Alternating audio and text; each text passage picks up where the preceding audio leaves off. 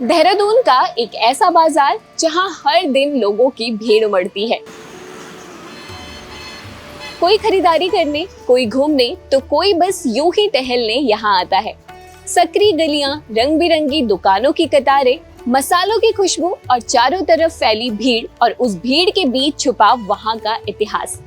उसी बाजार में जिस जगह पर आप चाट खाते हैं, कपड़े खरीदते हैं, दोस्तों से मिलते हैं, कभी उसी जमीन पर सैनिकों के घोड़ों की टापें गूंजती थी।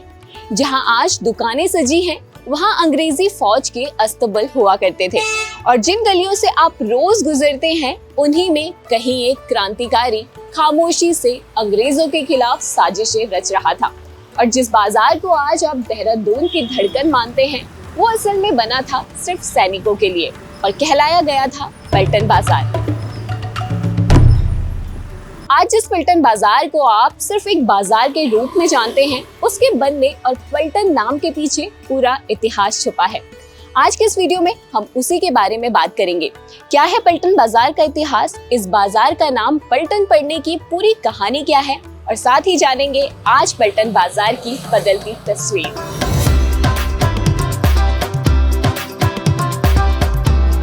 अंग्रेजों के समय में बसा सदियों पुराना पलटन बाजार आज देहरादून की शान माना जाता है।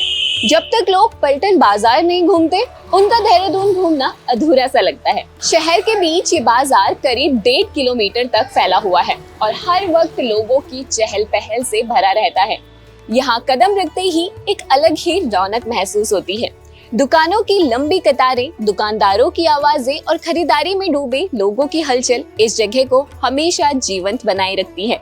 कपड़ों से लेकर किताबें, मसाले, जूते और रोजमर्रा की हर छोटी बड़ी जरूरत का सामान यहाँ आसानी से मिल जाता है। ये बाजार अपनी संकरी गलियों, स्थानीय हस्तशिल्प, खुशबूदार बासमती चावल, ऊनी कपड़ों और हर बजट के अनुसार मिलने वाले सामान के लिए जाना जाता है। यही वजह है कि जब भी देहरादून के सबसे प्रसिद्ध बाजार की बात होती है, तो सबसे पहले पलटन बाजार का नाम ही जुबान पर आता है। लेकिन इस चहल पहल और रौनक के पीछे एक ऐसा इतिहास छुपा है जिसे जानना उतना ही दिलचस्प है जितना इस बाजार में घूमना। और इन सब के बीच इस बाजार के नाम पलटन बाजार पड़ने के पीछे भी एक दिलचस्प कहानी है। अब क्या है वो कहानी, जानने के लिए चलिए इसके इतिहास की तरफ चलते हैं। सन 1814 में अंग्रेजों और गोरखाओं के बीच हुए युद्ध के बाद देहरादून ब्रिटिश शासन के अधीन आ गया। अंग्रेजों ने गोरखा और गढ़वाली सैनिकों को मिलाकर सिरमौर बटालियन का गठन किया, जो बाद में गोरखा रेजिमेंट का हिस्सा बनी। इस दौरान प्रशासनिक और भौगोलिक विकास भी तेजी से हुआ। 1822 और 23 में सहारनपुर से देहरादून और फिर राजपुर तक सड़क बनाई गई, जो उस समय पहाड़ों और मसूरी जाने का मुख्य मार्ग थी। धीरे धीरे देहरादून एक महत्वपूर्ण पड़ाव बनता गया। उसके बाद सन 1864 में जब सिरमौर बटालियन को देहरादून में रहने के लिए कहा गया, तब यहाँ इस प्लाटून यानी पलटन के लिए छावनी बनाई गई। साहित्यकार देवकीनंदन पांडे बताते हैं कि तब आज के यूनिवर्सल आयरन स्टोर से लेकर जंगम शिवालय के सामने वाली गली तक सैन्य अधिकारियों के आवासीय स्थल होते थे और इसके पीछे बटालियन ठहरती थी। घंटाघर से लेकर पलटन बाजार स्थित सिंधी स्वीट शॉप के सामने तंग गली तक सड़क के दोनों ओर के क्षेत्र सेना के पास थे। यहाँ सैनिकों के लिए पूजा स्थल और आवश्यक सुविधाएं भी विकसित की गई थी। उसी वक्त घंटाघर के पास का हनुमान मंदिर, सब्जी मंडी की मस्जिद, फालतू लाइन का गुरुद्वारा और कचहरी रोड का चर्च अस्तित्व में आए। ये सभी स्थान उस समय के देहरादून की एक खास तस्वीर पेश करते हैं, जहां सेना की मौजूदगी के साथ साथ धार्मिक और सामाजिक ढांचा भी धीरे धीरे विकसित हो रहा था। इस दौरान यहाँ सैनिकों के लिए बाजार बनाया गया ताकि सैनिक वहाँ से जरूरी सामान खरीद सके। सेना की पलटन बड़ी संख्या में इस बाजार में दिखाई देती थी और सैनिकों की पलटन जब घोड़े लेकर यहाँ से गुजरती थी, तो सेना की आवाजाही के कारण उस वक्त इस क्षेत्र को पलटन बाजार कहने लगा। तभी से इस बाजार का नाम पलटन बाजार पड़ गया, जिसका अर्थ है सैनिकों का बाजार। यही वो दौर था जिसने आगे चलकर इस इलाके को एक जीवंत और सांस्कृतिक रूप में समृद्ध बाजार और शहर में बदलने की नींव रखी। समय के साथ परिस्थितियां बदली। ओल्ड सिरमौर बटालियन को गढ़ी डाकरा क्षेत्र में स्थानांतरित कर दिया गया, जिससे पलटन बाजार का इलाका धीरे धीरे खाली होने लगा। इसके बाद 3 जुलाई 1874 को सेना ने ये क्षेत्र एक खास शर्त के साथ तत्कालीन superintendent of Doon H.G. Ross को सौंप दिया। शर्त ये थी कि इस भूमि के बदले हर साल सेना के ट्रेजरी में नजराना जमा किया जाएगा। बाद में सुपरिटेंडेंट ऑफ दून ने ये जमीन देखरेख के लिए नगर पालिका को सौंप दी। इसके बाद लंबे समय तक नगर पालिका इस पूरे इलाके का प्रबंधन संभालती रही और हर साल तय किया गया नजराना सेना को देती रही। इसी प्रक्रिया ने आगे चलकर इस क्षेत्र के व्यवस्थित विकास की नींव रखी, जो धीरे धीरे एक बड़े और व्यवस्थित बाजार के रूप में उभरने लगा।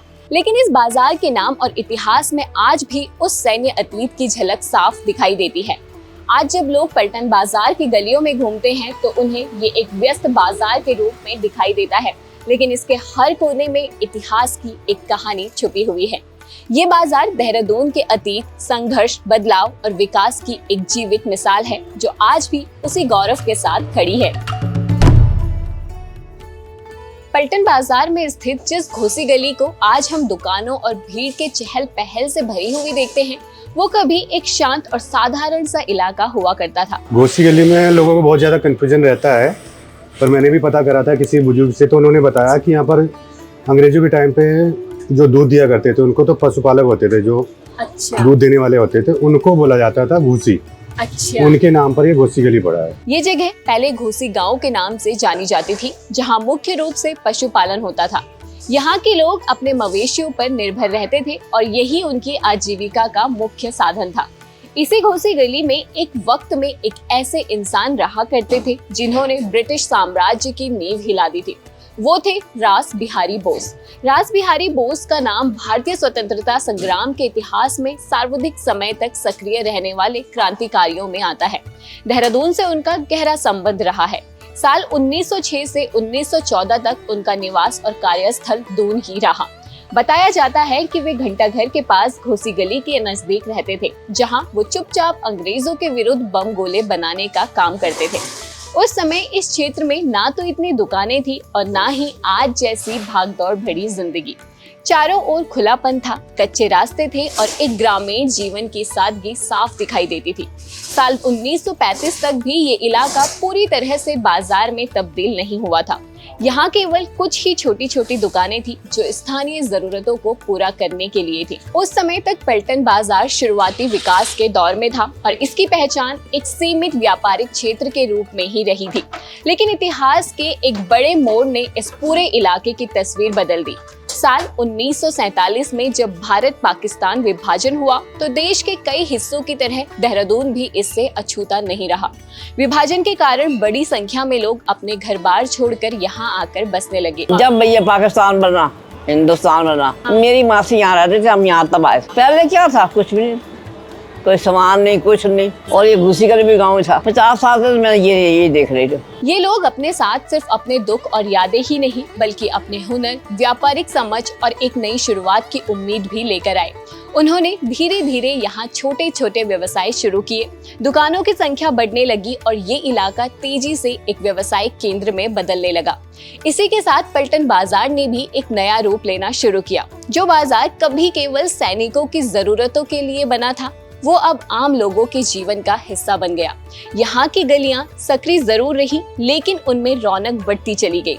हर साल दुकान, हर नया कारोबार इस जगह की पहचान को और मजबूत करता गया और इसी बदलते दौर में घंटाघर देहरादून का निर्माण भी हुआ, जिसने इस पूरे क्षेत्र को एक नई पहचान दी। घंटाघर केवल एक इमारत नहीं थी, बल्कि ये देहरादून के बढ़ते शहरी स्वरूप का प्रतीक थी।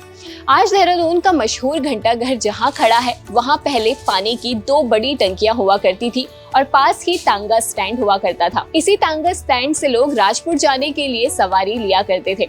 उस दौर की ये तस्वीर आज के आधुनिक देहरादून से बिल्कुल अलग थी। देहरादून का ये घंटाघर सदियों से इस पूरे शहर की पहचान बना हुआ है। लेकिन क्या आप जानते हैं कि इसके बनने के पीछे भी एक बेहद दिलचस्प कहानी छुपी हुई है? आखिर क्यों है देहरादून का घंटाघर इतना खास? इसकी कहानी क्या है? जानने के लिए देखिए हमारी ये वीडियो। धीरे धीरे पलटन बाजार और घंटाघर शहर का केंद्र बन गया, जहाँ से न केवल रास्ते जुड़ते थे, बल्कि लोगों की यादें, कहानियां और रोजमर्रा की जिंदगी भी जुड़ती चली गई। पलटन बाजार के 80 साल के दुकानदार हंसराज बताते हैं कि आज पलटन बाजार में हजारों दुकानें हो गई हैं। लेकिन पहले ये बाजार छोटा हुआ करता था, कहीं कहीं दुकानें हुआ करती थी और यहाँ कुछ जंगल भी हुआ करता था, जो आज दुकानों में तब्दील हो गया है। इस जगह पर पहले अंग्रेजी सैनिकों के अस्तबल हुआ करते थे। यहाँ सैनिक मार्च किया करते थे। एक अन्य दुकानदार गुलशन बताते हैं कि वो साल 1957 से यहाँ है। इससे पहले उनके पिता यहाँ दुकान चलाते थे और पान बेचते थे। यहाँ गलियों में अंग्रेज घूमा करते थे और उनके पिता की दुकान पर पान खाया करते थे। यहाँ दुकानों पर शटर नहीं थे बल्कि तख्त हुआ करते थे। पलटन बाजार, राजपुर और मसूरी तक अंग्रेज ही अंग्रेज नजर आते थे। पलटन बाजार की कहानी सिर्फ एक बाजार के बनने और बढ़ने की कहानी नहीं है, बल्कि ये देहरादून के बदलते समय, उसके इतिहास और लोगों की जिंदगी का आईना है। कभी सैनिकों की आवाजाही से गूंजने वाला ये इलाका आज आम लोगों की रोजमर्रा की जिंदगी का अहम हिस्सा बन चुका है। यहाँ की हर गली, हर दुकान और हर मोड़ अपने अंदर बीते हुए समय की कोई न कोई कहानी समेटे हुए है। चाहे वो अंग्रेजों का दौर हो, गोरखाओं का संघर्ष, क्रांतिकारियों की गुप्त गतिविधियां या फिर विभाजन के बाद नई शुरुआत करने आए लोगों का संघर्ष। आज जब आप घोसी गली और पलटन बाजार में चलते हैं तो आपको ये सिर्फ एक भीड़ भाड़ वाला बाजार दिखाई देता है, लेकिन अगर आप इसके अतीत को समझें तो ये एहसास होता है कि ये जगह एक छोटे से गांव से शुरू होकर किस तरह समय के साथ बदलती गई। यहाँ की हर गली, हर दुकान अपने भीतर एक बदलाव की कहानी समेटे हुए है, जिसने देहरादून को एक छोटे से कस्बे से एक जीवंत शहर में बदल दिया। समय के साथ बहुत कुछ बदला। टांगा स्टैंड की जगह ट्रैफिक ने ले ली, कच्चे रास्तों की जगह पक्की सड़कों ने और छोटी दुकानों की जगह बड़ी बड़ी दुकानों ने। लेकिन अगर कुछ नहीं बदला तो वो है इस बाजार की रौनक, इसकी आत्मा और यहाँ बसने वाली यादें। आज भी जब कोई पलटन बाजार की गलियों में कदम रखता है तो उसे सिर्फ खरीदारी का अनुभव नहीं होता, बल्कि वो अनजाने में ही इतिहास के उन पन्नों को छूता हुआ आगे बढ़ता है जिन्होंने इस जगह को खास बनाया है। पलटन बाजार आज भी देहरादून की धड़कन है, जहां अतीत और वर्तमान एक साथ चलते हैं। ये सिर्फ एक बाजार नहीं बल्कि शहर की पहचान, उसकी विरासत और उसकी जीवित कहानी है, जो हर दिन हर पल आगे बढ़ती जा रही है। और शायद यही वजह है कि पलटन बाजार सिर्फ देखा नहीं जाता बल्कि महसूस किया जाता है। अगर आपकी भी पलटन बाजार से कुछ यादें जुड़ी हैं तो हमारे साथ जरूर साझा करें। वीडियो अच्छा लगा हो तो इसे लाइक और शेयर करें और घुघुती को सब्सक्राइब करना ना भूलें। धन्यवाद।